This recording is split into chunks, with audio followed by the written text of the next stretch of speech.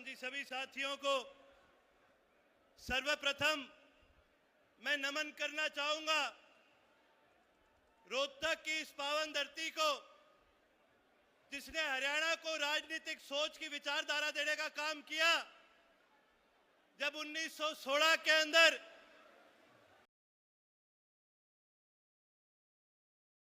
स्वर्गीय दीनबंधु सर छोटू राम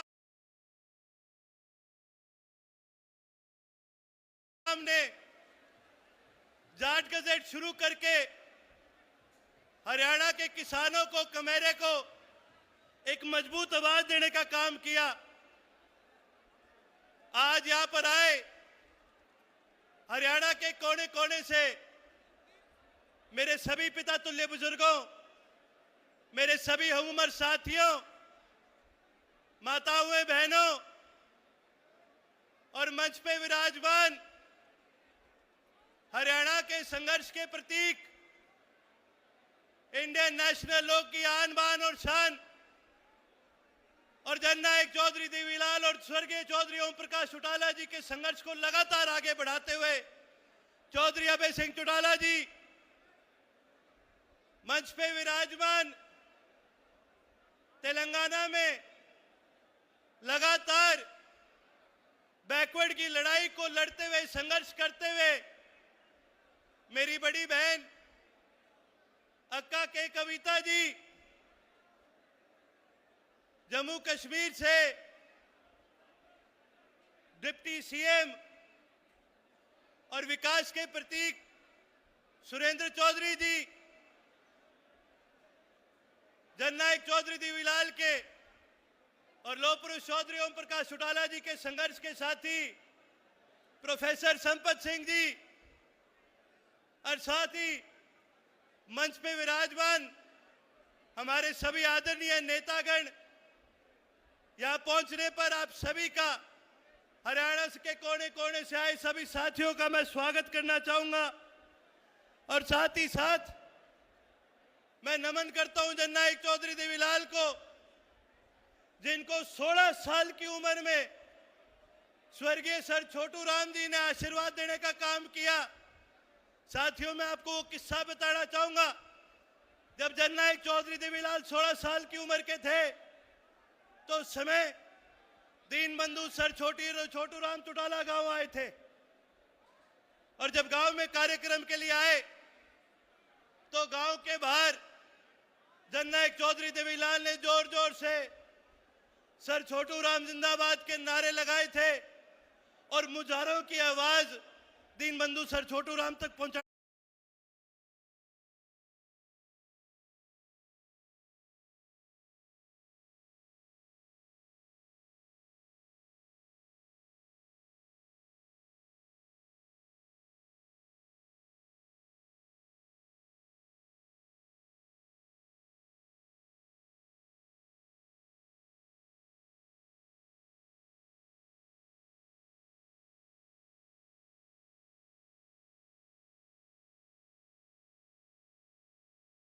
का काम किया। सर छोटू राम इस बात से बड़े खुश हुए और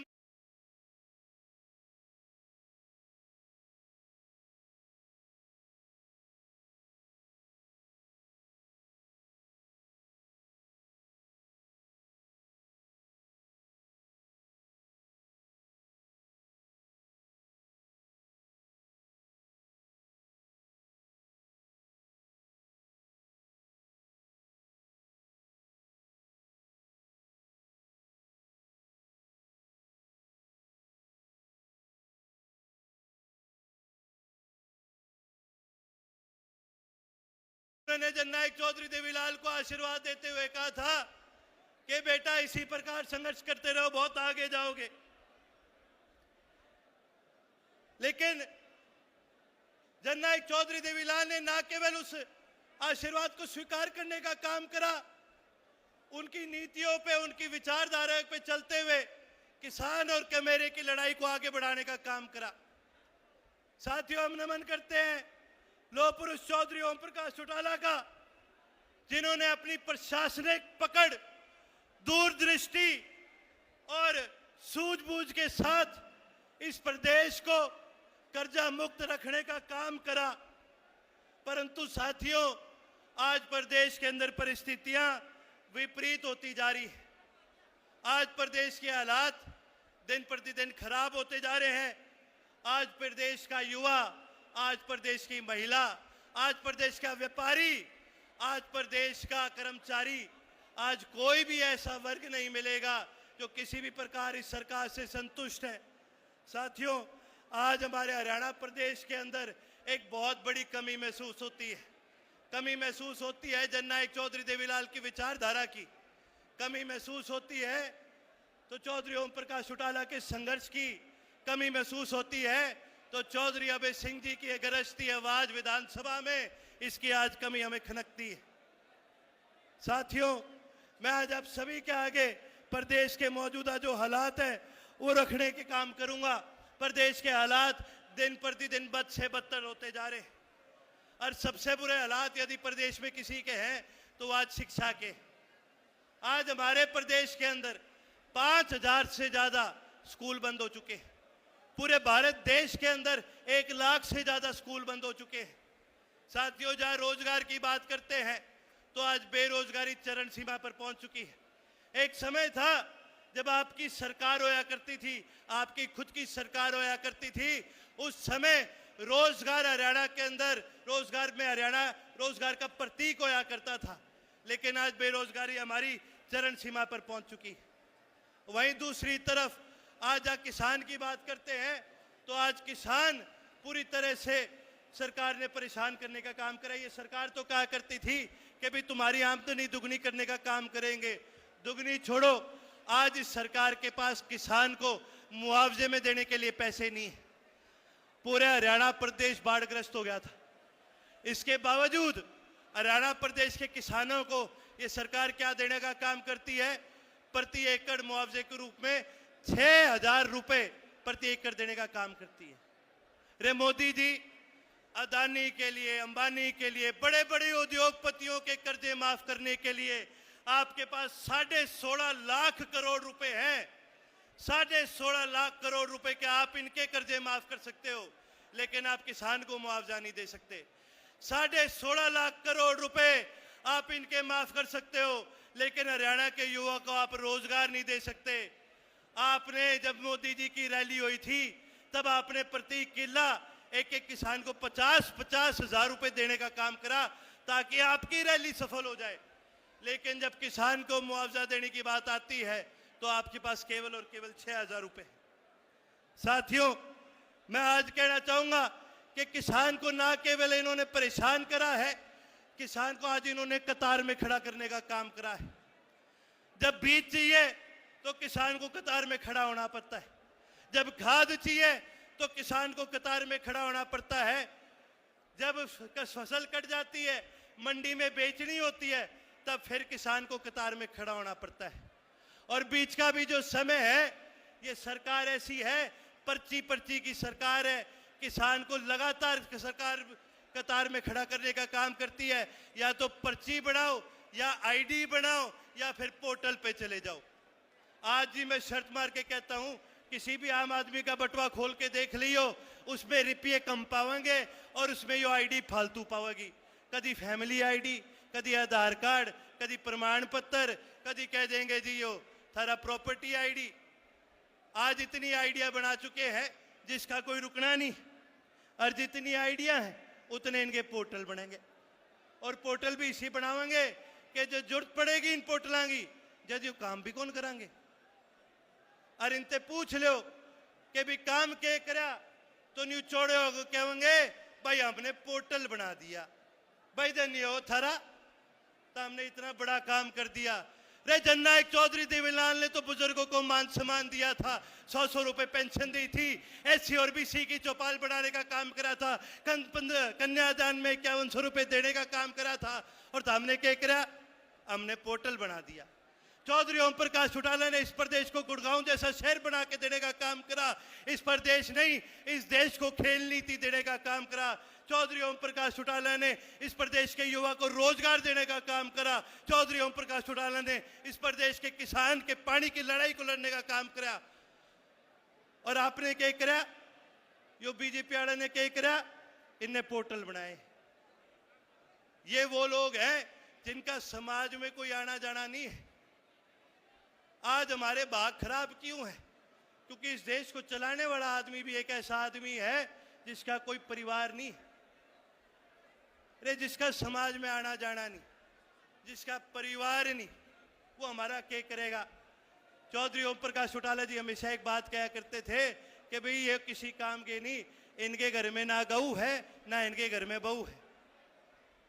और इस प्रकार के लोग कभी समाज का सुधार नहीं कर सकते थे। साथियों, एक समय था जब संसद के अंदर किसान की आवाज गर्जा करती थी और बॉर्डर पर जवान गर्जा करता था। कभी